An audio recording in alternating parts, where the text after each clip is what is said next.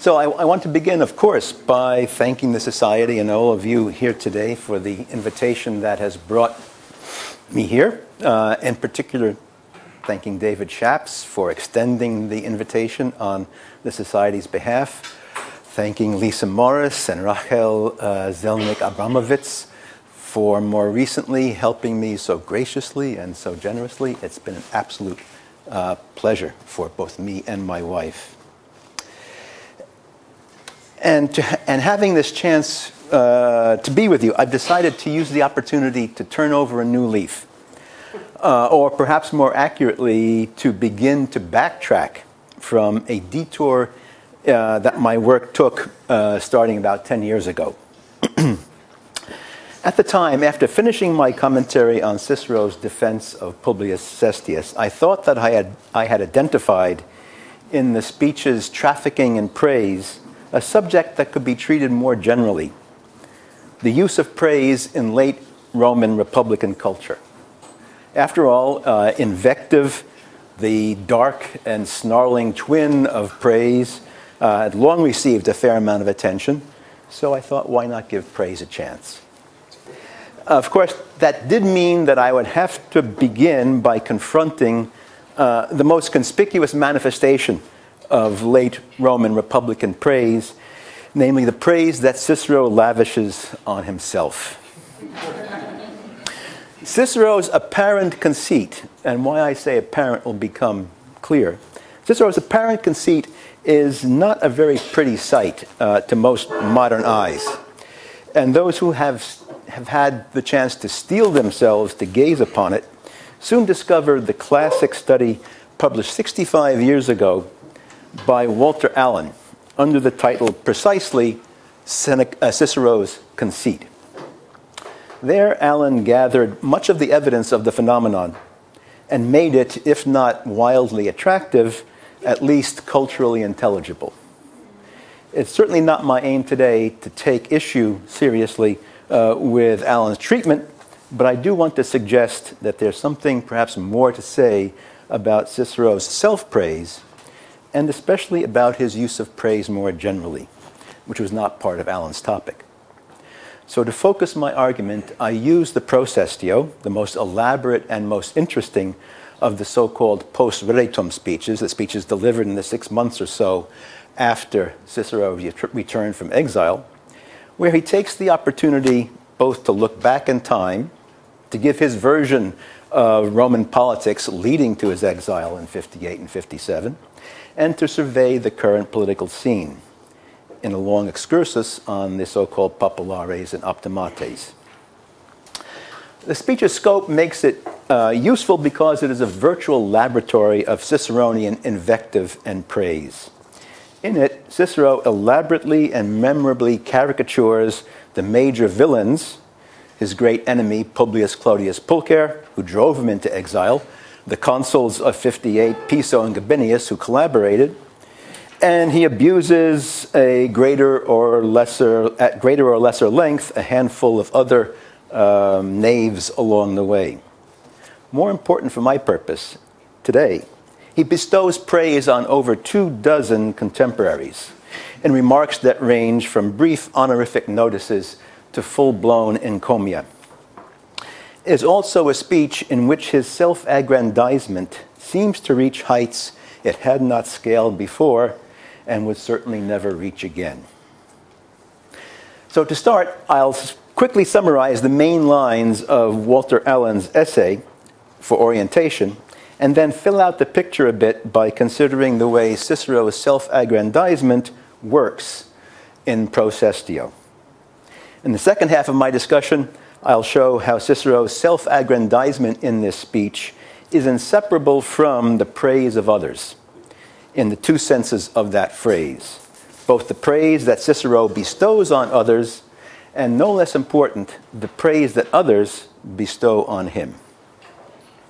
Among the important points that Allen makes, I can briefly recapitulate the four that are particularly relevant to my own argument. First, though Roman elite culture nurtured among its members a degree of vanity that is both frankly expressed and quite breathtaking by modern middle-class standards, even modern academic standards, the same culture placed limits on the amount of self-praise that could be tolerated. Second, there is no evidence that contemporaries generally regarded Cicero as conspicuously exceeding those limits. No evidence that any but his enemies found much occasion to criticize his self-praise. No evidence, where his forensic speeches are concerned, that his self-praise was counterproductive, for example, in alienating juries. And no reason to suppose that he would have persisted in the practice had it been counterproductive.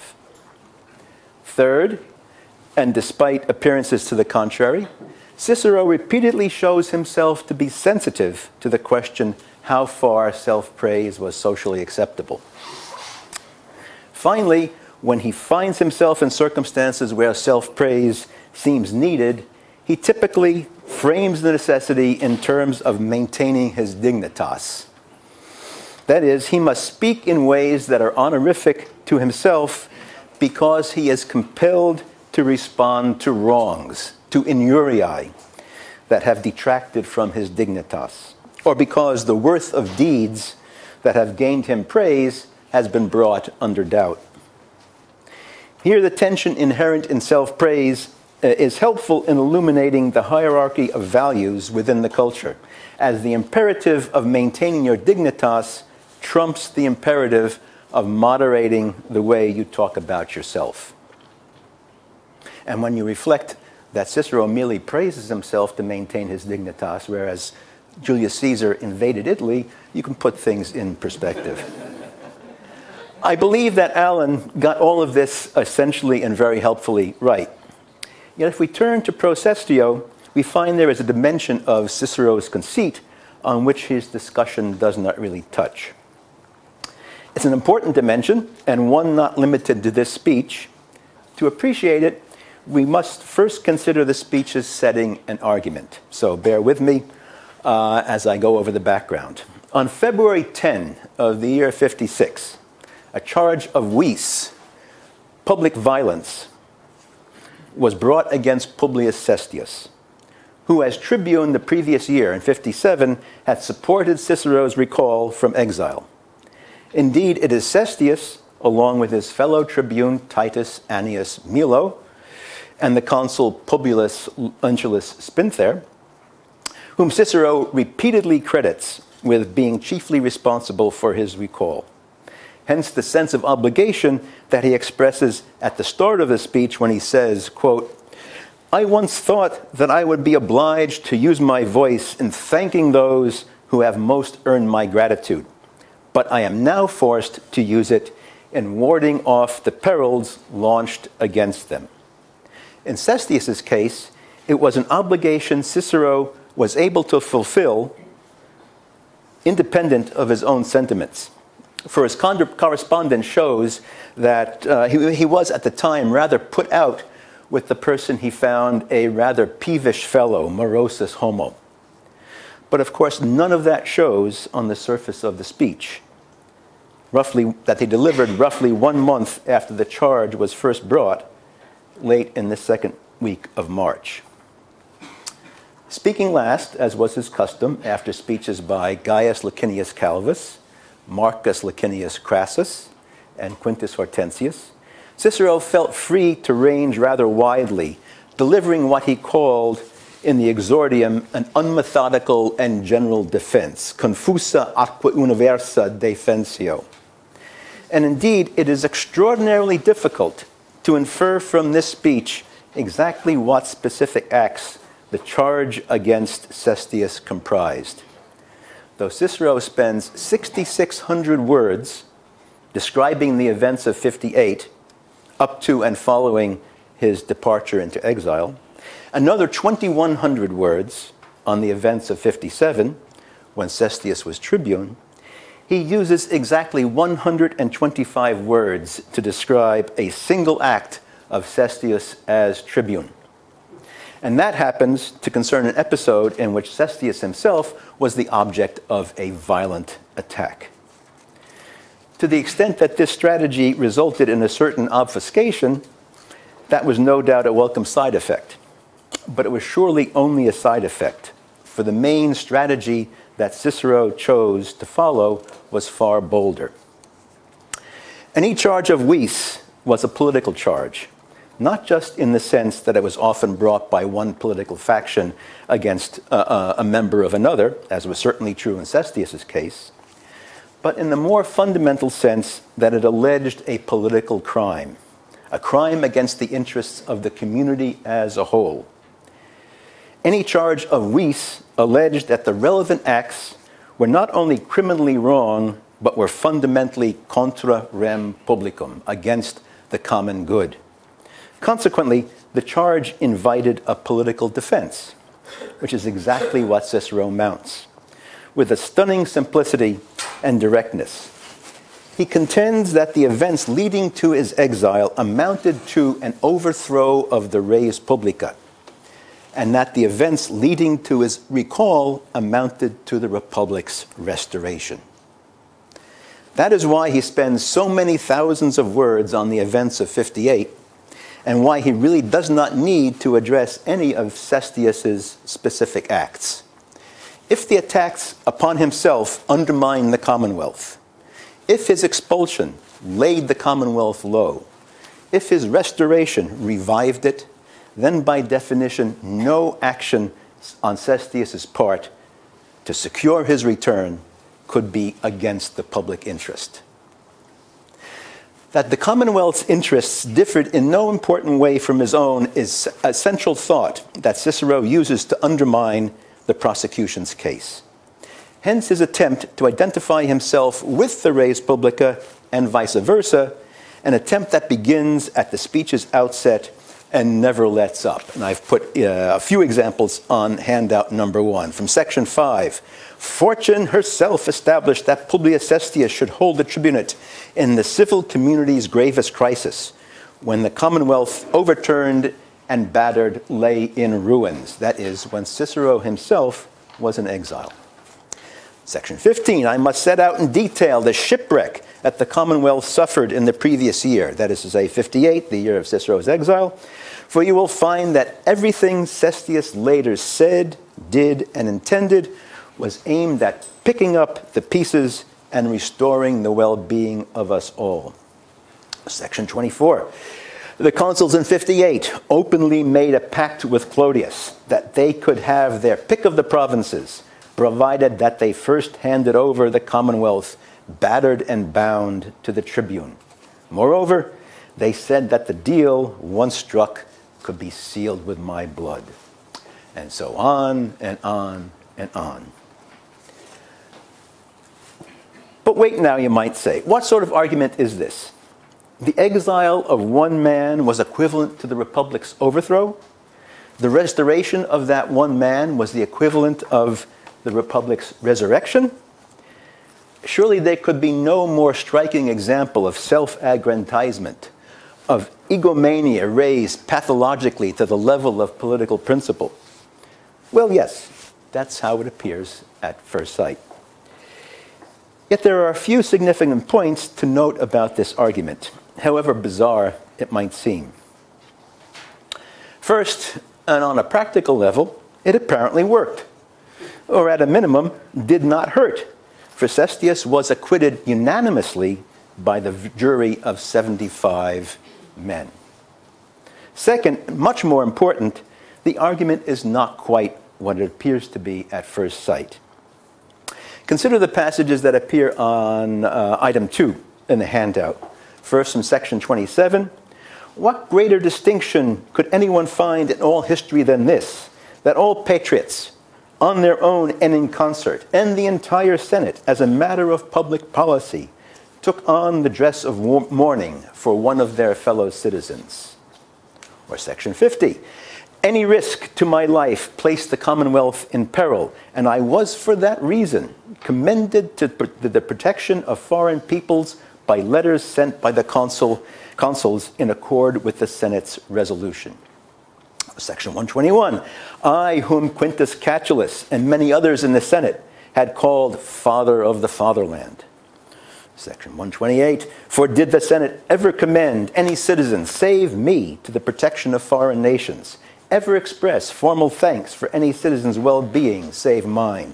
In my case alone did the conscript fathers decree that provincial governors should safeguard my life and well-being. In my case alone did the consuls send letters to call together all who desired the Commonwealth's safety. Said his letters to the towns of Italy. What the Senate never decreed when the Commonwealth as a whole faced danger, it thought it must decree to preserve my well-being alone.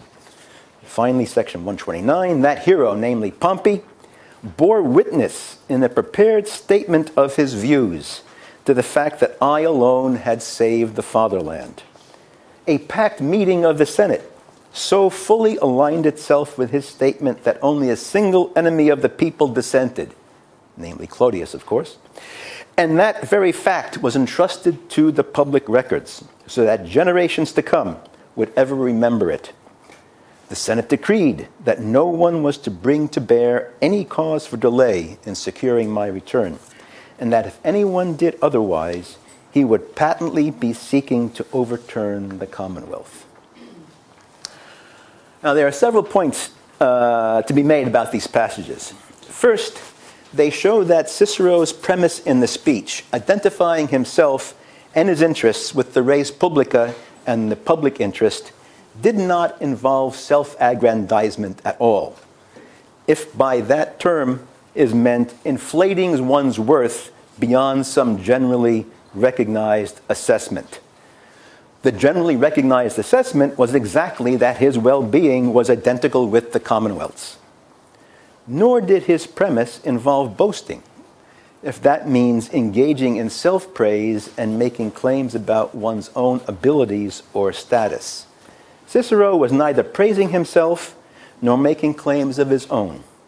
He was reporting what others had said of him in praise, for the most part as matters of the formal public record, something that I believe is generally true when he makes such statements about himself. And what others had said of him in praise quite precisely identified him and his interests with the res publica and the public interest, thereby providing him with the basis for his defense. Second, everything that he reports, as far as we know, is true, as a matter of fact. We know that the Senate's decrees were stored in the aerarium, where they could be reviewed, referred to, and checked by generations to come, as Cicero says.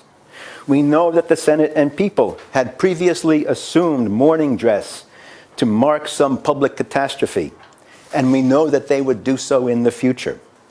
But it appears that they had in fact never done so in response to an individual's misfortune. And by doing so, they indeed signaled that the individual's misfortune was tantamount to a public catastrophe. It was probably for this very reason that the hostile councils of 58 ordered the Senate to resume normal dress, an act for which Cicero could never forgive them. In fact, Cicero seems rather scrupulous in reporting all this testimony.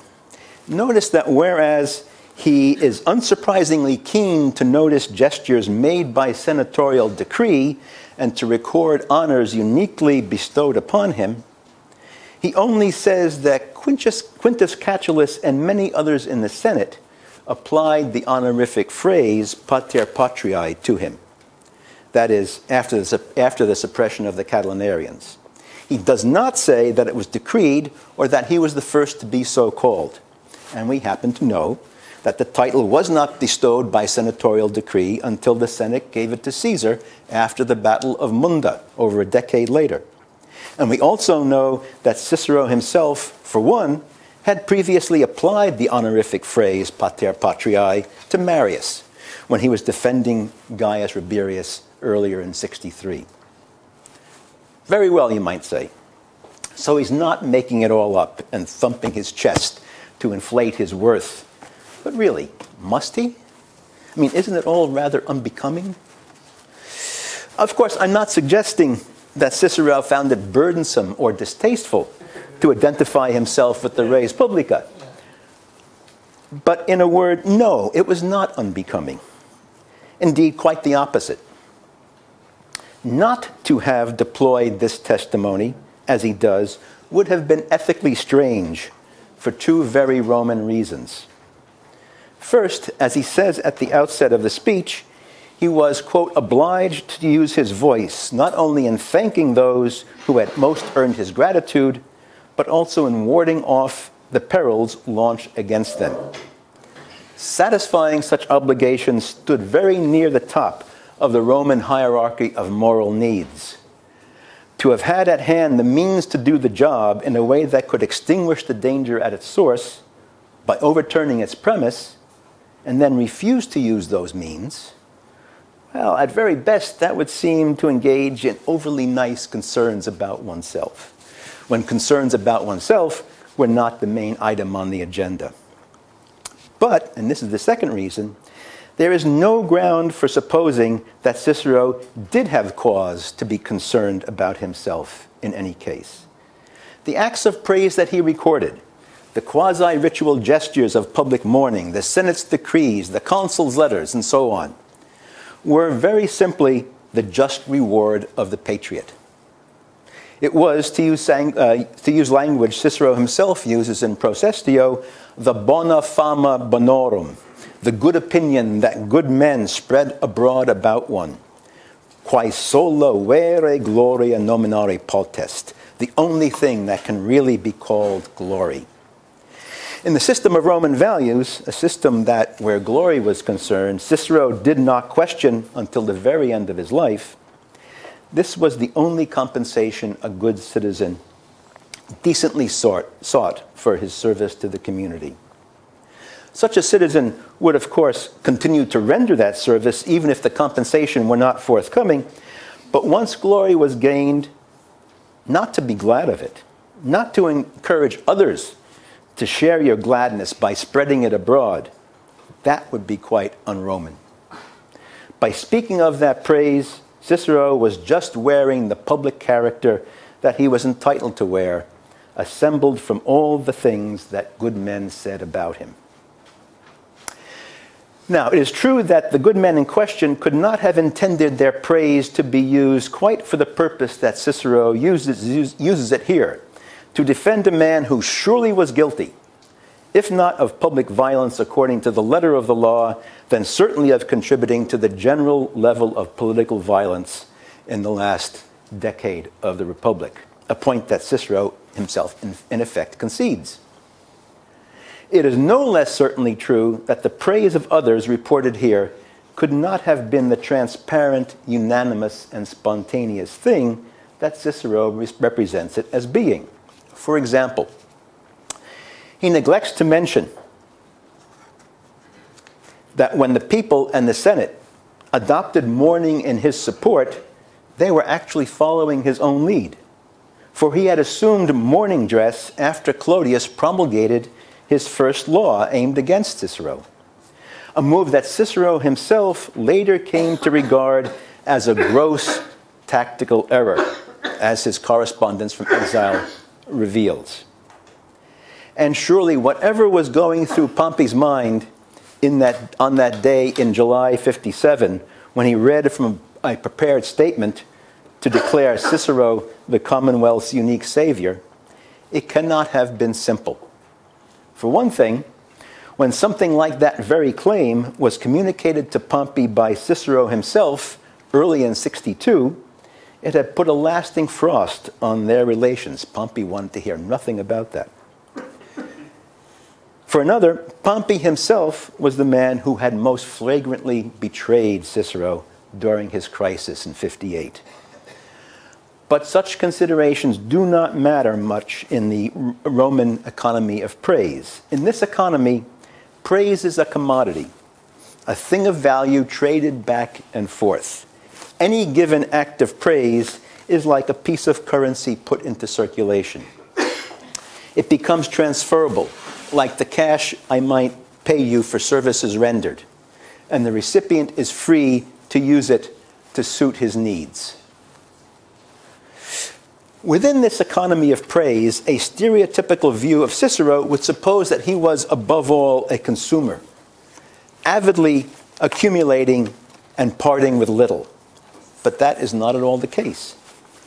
As I've already noted, his defense of Cestius teems with praise bestowed on others besides himself and the defendant. To illustrate the variousness of this praise and some of the workings of the economy of praise I just remarked, I want to turn in the balance of my time to consider Cicero the producer of praise and to the praise he bestows on others. I have summarized these occasions of praise on the handout, number 3, the second side, arranging them from the simplest and most obvious types and uses to those that are more complex and interesting, both rhetorically and socially. And my survey will proceed in the same order. Simplest and most numerous, and surely most familiar, are the brief and highly formalized appositive phrases, such as we find in the notice of Quintus Hortensius, quote, a most distinguished and eloquent gentleman, where an epithet denoting social prestige, clarissimus, honestissimus, egregius, is typically joined with another epithet denoting a specific valued trait, like eloquence. These are the expected cliches of praise, much like the cliches of abuse that animate invective and that allow us to predict that the target of abuse will be declared a base-born wastrel and coward who spent a dissolute youth as a prostitute before becoming a bankrupt cutpurse. But before we dismiss them as mere cliches, let's pause a minute to consider some of the real work that cliches accomplish.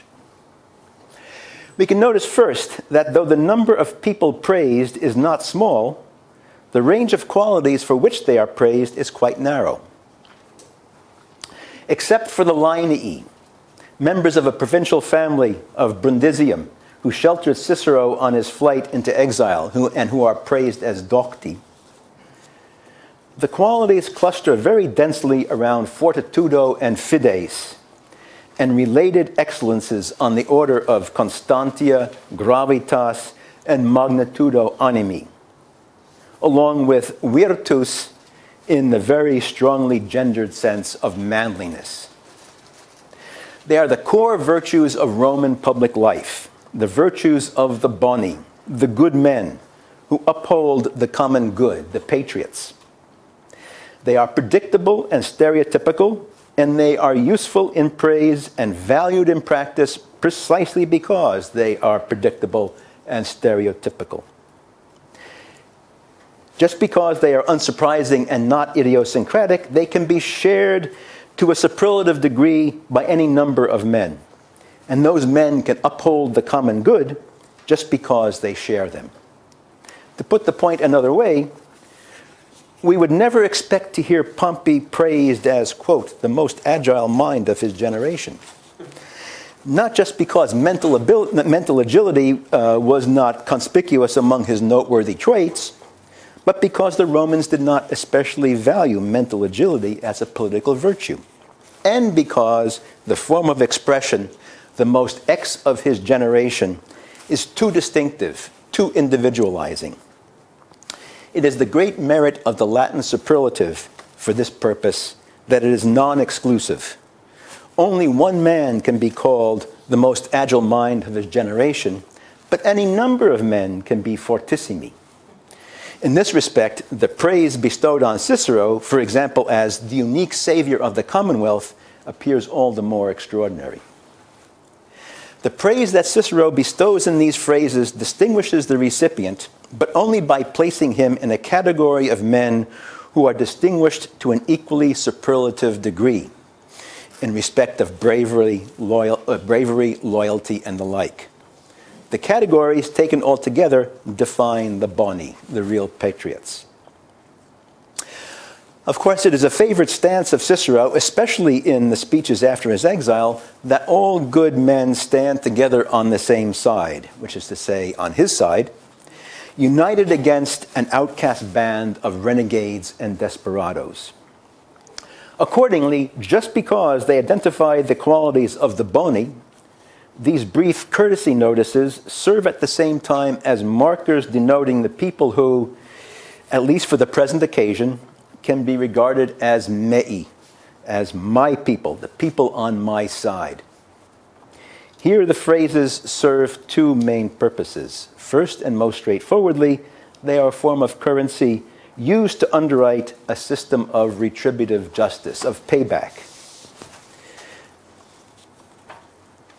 In other words, I make they denote the return that I make to those who have helped me, just as invective is the return I make to those who have harmed me.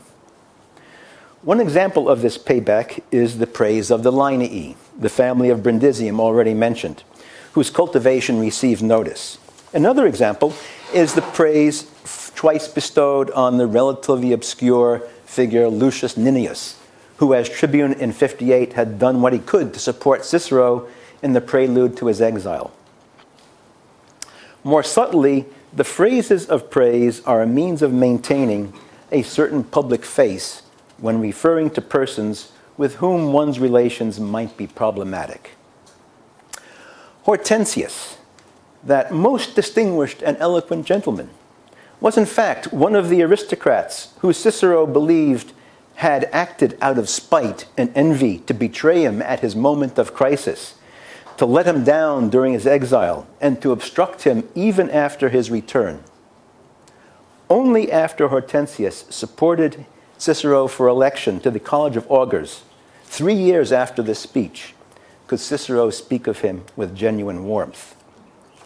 But of course, this was not the occasion to let any of those resentments show, when Hortensius was part of the team defending Cestius.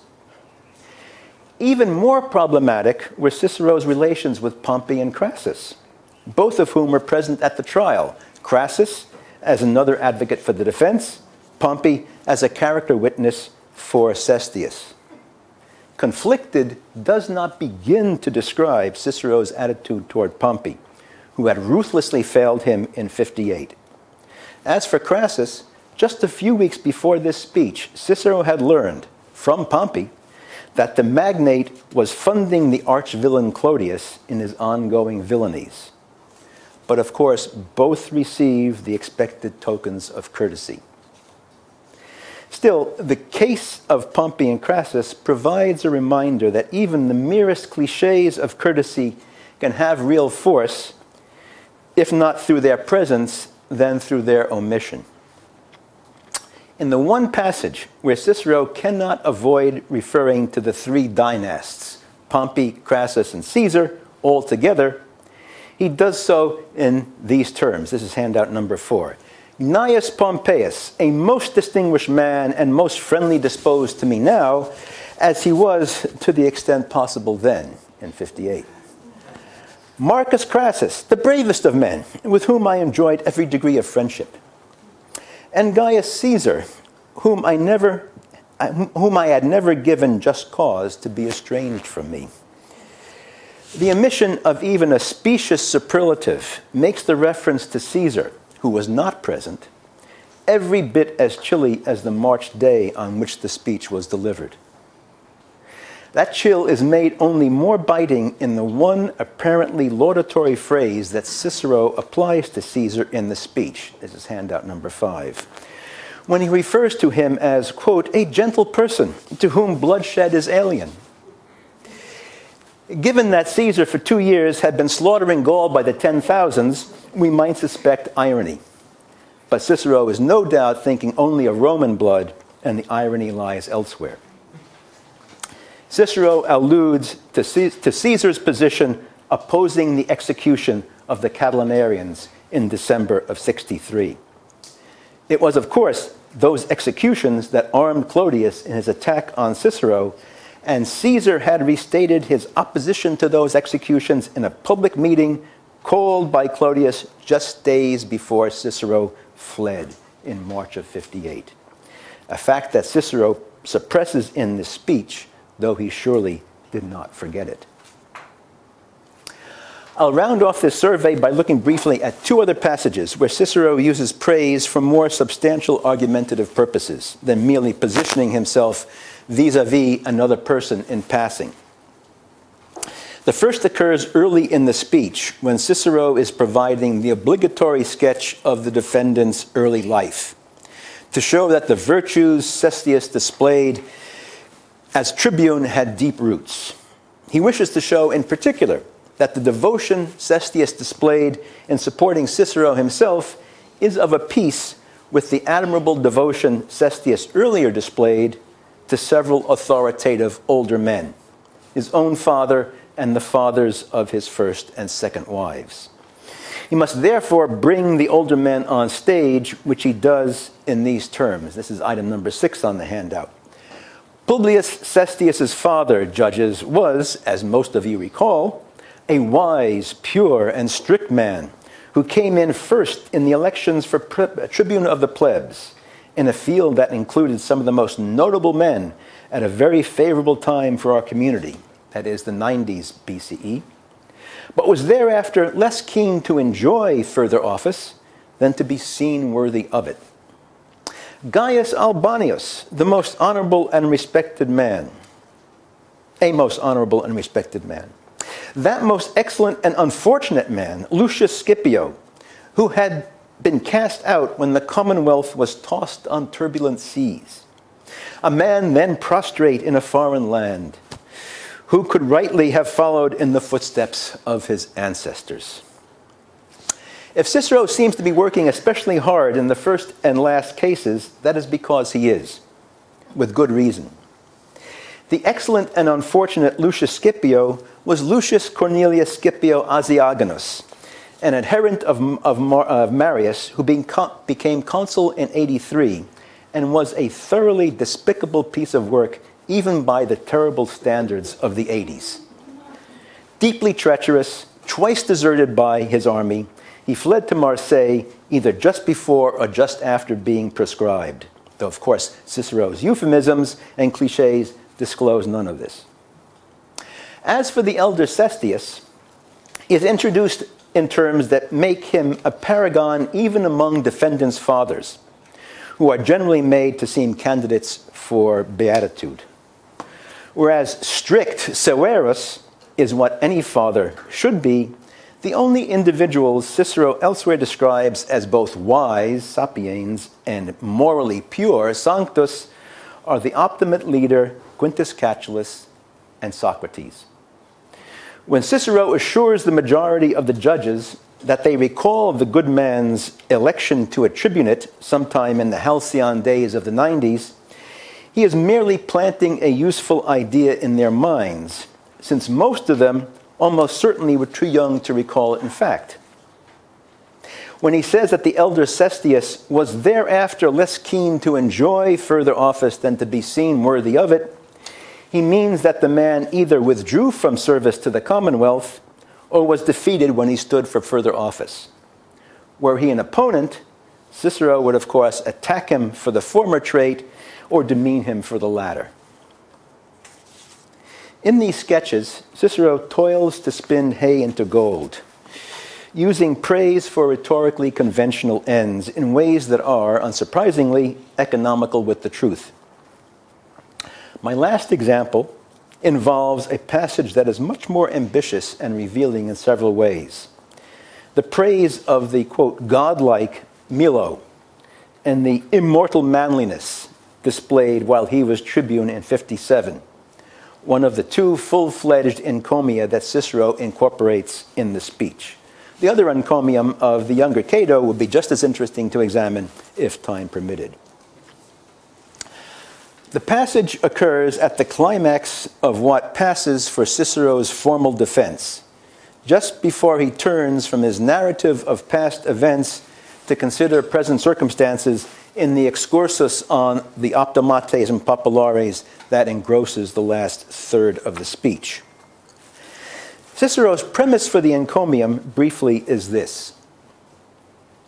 In January of 57, a terrible riot had bloodied the Forum when Clodius's thugs violently disrupted a voting assembly that was aimed at achieving Cicero's recall. And in the days and weeks that followed, the same thugs ran amok in the city. When, in the course of their frenzy, they attacked Milo's house, Milo had shown proper restraint, at first seeking only to bring a charge of public violence against Clodius for attacking the home of a magistrate. And it was only after he was blocked from bringing the charge, when, as Cicero puts it, the courts were uprooted, judicia sublata, that Milo assembled an armed force of his own to meet force with force for the sake of the common good. All as Cicero puts it. In doing so, as Cicero says, Milo demonstrated that, quote, "it is ever right to resist by law and legal procedure the crimes of reckless men, but if the laws are impotent, then life and liberty must of necessity be defended with the bulwark of force." There are 2 points to be made about this encomium. First, it is the single most deceptive passage in the speech. Not a small claim in itself. Second, it is useful to Cicero in 2 quite different ways. As commonly in Cicero's speeches, the deception lies not so much in what he says as what he fails to say. It does indeed appear that Milo was prevented from bringing a charge against Clodius. But the immediate cause of that frustration was almost certainly an act taken by Cicero's own allies in the Senate, who had declared a justitium, a cessation of legal process and all other public business, as a kind of general strike to protest the riot in January. A move to which Cicero happened to refer in the parallel narrative he gave when thanking the Senate immediately after his return in September 57, but which he completely suppresses here. The suppression allows him to present Milo not as the headstrong and impulsive character we otherwise have reason to think he was, but as a model of sober constitutionality. And having created that character from Milo, he is able to make it serve double duty. First, and more directly, it is useful for the defense of Cestius. It allows him to cast Cestius in the same mold as Milo and to argue that he too had assembled a praesidium of his own, that is to say, a crew of thugs and gladiators, only unwillingly, under compulsion, and for the sake of self-defense. The second purpose this tricky encomium serves becomes plain when we recall 2 facts about Milo. As tribune in 57, he too had labored for Cicero's recall and was therefore among those to whom Cicero owed a great deal. Second, Milo was currently in peril himself, because Clodius had, in early February, brought Milo to trial before the people on a charge of violence. And at the time of the speech in defense of Cestius, Milo's trial was in adjournment, the charge still hanging over Milo's head. In other words, by offering this encomium, Cicero is working to repay his debt to Milo not just by offering the currency of generalized praise, but by laying out a specific plea in his defense. In fact, we know that Cicero had done just this sort of thing, speaking in one trial with his eye on another very recently, the last item on the handout, number 7. On February 11th, the day after Cestius was charged, Cicero appeared in defense of Calpurnius Bestia. And as he tells his brother in a letter, he took the occasion to lay the grounds of his future defense, inserting in his speech for Bestia an extended eulogy of Cestius, just as he inserts in the present speech for Cestius an extended eulogy for Milo. It pleases me to imagine that on this occasion, Pompey, one of Milo's advocates, seated there in court while Cicero spoke, was taking notes. Now, I hope I have persuaded you that the practice of praise we find in Cicero is at least as interesting as the practice of invective, and if anything, more diverse. On the one hand, one could publicly praise others for any number of reasons, as we see Cicero doing in the eulogies he doles out in Procestio. On the other, the person eulogized was free to turn the praise he received to any number of uses, as we also see Cicero doing in the passages commonly regarded as self-aggrandizing. To use again the economic metaphor of exchange, praise was a form of currency, and no token of praise served only one determinate purpose, forever and immutably. If we had a larger view than Cicero himself affords, if we had more of the orations, more of the correspondence of his contemporaries, we could surely trace a vast economy of praise at work, in which little of the praise is quite what it seems, and even less of it seems to be just one thing. As the tokens are traded back and forth, repaying a creditor here, underwriting an expansion of one's own dignitas there. But even with the limitations of the material we have in Cicero, there is, I think, ample scope for further work. Thank you for listening.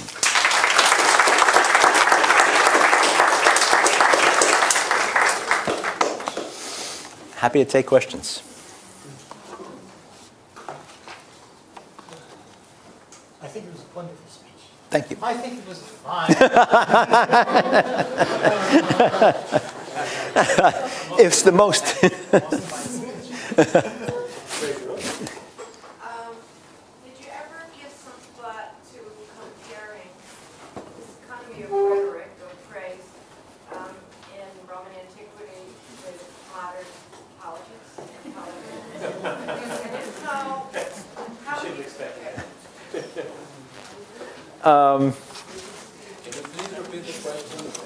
Okay, yes. The question is, have I ever thought about expanding my scope of vision to compare the ancient use of praise, especially in political discourse, with the contemporary use? The short answer is yes. Slightly longer answer is contained in a sentence that I quite unintentionally included in my text, where I say that Cicero contends that the events leading to his exile amounted to the overthrow of the... wrong order. You're right. Here, the tensions inherent in self-praise are helpful in illuminating hierarchy of values within the culture, as the imperative of maintaining your dignitas trumps the imperative of moderating the way you talk about yourself. I mean, yes, you could go on ad lib from there. Yeah. Thank you very much. Sure. I also wanted to ask something about comparison, but within Cicero. There are a lot of cases of Cicero praising and creating this sort of group of audience, also in his philosophical work. Yeah.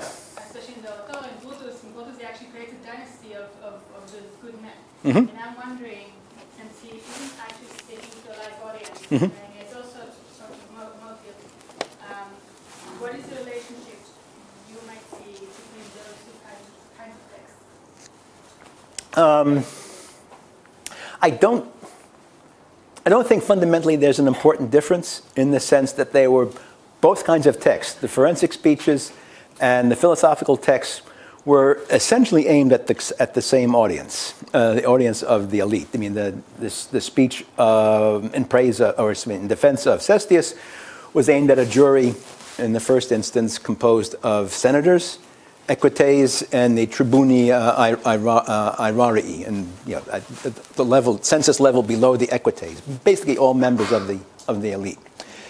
And the people that he was addressing in his philosophical works were surely at least the more literate members of those same three groups. And I think anyone who grew up in the culture as Cicero did, and remember Cicero was basically an outsider who took on the mores and the coloring of the elite, would have understood the uses of praise in exactly the same way, and consciously or unconsciously would have recognized the uses to which the praise was being put. Jonathan, yeah. Where was this speech given? Where? Yeah. In the forum. Well, if that's the case, then there were the judges, but also Right. the crowd who were not right. part of the elite. And Right. That's what strikes me. I thought this was the Roman population, so they were also cued into this coding. They'd be spectators of this exchange. It's sort of they were watching this exchange happening like on the the stock exchange happening. Well, these people who actually had the currency and the value, but they weren't. In other words, I guess another support for your argument that this was accepted and understood is that they weren't interrupting. At least I assume. Not apparently. It's saying arrogant, pompous, whatever. Right. They were spectators to this exchange of currency between the elite as well. Yeah, and I again, I believe that a member of the Corona around watching Cicero's speech would be disappointed if Cicero, if someone in Cicero's position did not use the prestige he had to the maximum, the tools he had to the maximum, because that would have been their notion of what a Roman senator, member of the Roman elite, was supposed to do. And not along exactly the same lines, but along related lines, Cicero was especially eager for Atticus to get the Procestio into circulation after its delivery. And so we have a letter from Cicero to Atticus urging him to get it out there because it would be sure to benefit the Juventus, the youth, and who would find it an edifying document. David. In Parliament, members never address each other by name. You were always the honourable member for Mudpuddle or whatever. You are, and if you have ever served in the army, you are the honourable and gallant member for Mudpuddle. And there's a case where one person referred to Randolph Churchill, who was at that time member of Parliament, as the honourable and gallant member for Scotland. I mentioned this, I call him this because he at one time held some position somewhere and then went on and on. Whereupon, when they met outside of that, Churchill himself absolutely blew up at him and refused to, said, "I won't talk to you at all. You called my son a coward in front of everybody." And this was, in short, these apparently honourable words were very, very clearly recognized. Now, the Cicero speech is not like that. Because they're not. Well, again, in courts, the opposing lawyers always refer to each other as my learned colleague. Right. My learned colleague seems never to have opened a book.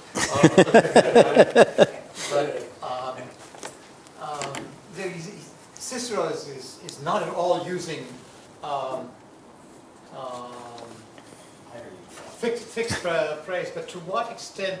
Now, I guess my question is, it's another question. To what extent? At what point does it become? At what point is there irony being used? At what point is he damning with faint praise, or alternatively praising, damning by overpraising somebody that everybody everybody will recognize? Damning, I suspect that damning by overpraise would have been harder to recognize than damning with faint praise. And in fact, what he says about Pompey, most noble, so forth and so on, who was even at that time favorably disposed to me as he was able to be. That cuts both ways in unmistakable in unmistakable terms. And I'm sure that if Caesar himself were not off in Gaul, but were there in the Forum in March of 56, Cicero would have spoken of him in quite a different way than he did, with obvious irony. A man to whom bloodshed, to whose conscience bloodshed is repugnant, or something along those terms. So it really depended on who was there, who would get what he said. In the case of Pompey, I think not a few people would have got what he said. In the case of... There's that famous case you are our Magnus in Fort where they kept demanding the actors would repeat that over and over. Yes, right. Everybody got it. And I'm sure everybody would have gotten, would have understood the purpose of the way he talks about Caesar also. You're referring to the protocols of the British Parliament, remind me also of the protocols of the U.S. Senate, in which a senator from Illinois named Everett Dirksen, this goes back some 40, 50 years, was known for his courtesy and his cleverness and for observing the protocol by which determined that one never referred to a fellow senator by name, but rather by the distinguished senator from so-and-so. So on one occasion he referred to the distinguished senator from so-and-so, whom I hold in minimally high regard. A phrase I have always cherished and on occasion used. Rolf, the Speaker of the House, who, when one of the members, it was in 1890, he was using an old phrase, said he would rather be right than president. And Rolf answered, the honourable member may feel calm, he will never be either. Another question is, to what extent is your praise dependent on what you have to say because of who their friends are? An awful lot of Republican politicians nowadays are lavishing praise on a person who they speak about very differently behind his back. Of course, yeah. And I believe that was no different in 56 BCE than it is today. He said in the letter, he says it's called Morosos. Yeah, what a pain in the neck this guy is. Yeah. Yeah. Do you think there may be chances of instances of people with whom Cicero was in enmity in time of the speech, but later on grew warm or at least less enmity was lessened? So do you think it might just be that Cicero inserted certain words or phrases afterwards into the speeches? It's not a recorded protocol. No, it's not recorded, and probably wasn't even written down before Cicero delivered it. But the speed with which he made sure that it became circulated leads me to think that at least on this occasion, the difference between how he spoke about people in the oral version and how that's reflected in the written version is the difference is less than there might be in some other occasions. But I think as a matter of principle, that sort of change could happen. And in fact, we know that one of the people whom he attacks violently in this speech, a man by the name of Vatinius, he subsequently became reconciled with, and in fact defended in court, albeit at the urging of Pompey and Caesar, a few years further on. So, times change.